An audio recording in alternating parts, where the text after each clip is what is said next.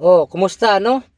Para dyan sa may mga diabetic, no? Mataas ang uric acid, high blood. So, may share ako sa inyo. Ito, alam niyo yung gloves. Itong gloves na to. Ito yung forma ng gloves na to. So, ito yung ininom ko, no? Tested and proven to. So, napatunayan ko talaga sa sarili ko, no?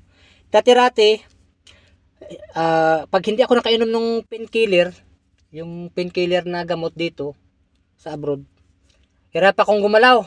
Mahina ako, para akong walang kalakas-lakas. Mahina gumalaw talaga. Pero nung nakita ko to sa Facebook ko lang din to nakita. Ito, sa Facebook ko lang din to nakita. Ito, sa Facebook. Sinubukan ko siya.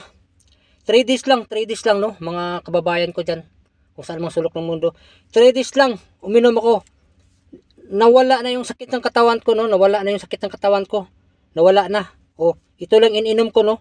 In-stop ko na yung pag-inom ng mga mga painkiller dyan, no? Yung mga gamot-gamot sa diabetic, at saka bumaba yung sugar ko.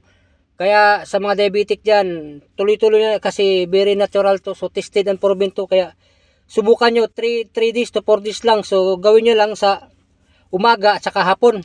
So lagyan nyo na ng mga 7 piraso, 8 piraso, no? Isang baso, isang ganito. O tingnan mo, parang yellowish. So try nyo mga kabayan, no? Sa mga kakilala ko dyan, no? Mga kamag-anakan ko, mga kaibigan ko. Gloves. So to talaga tong gloves. Kasi ako,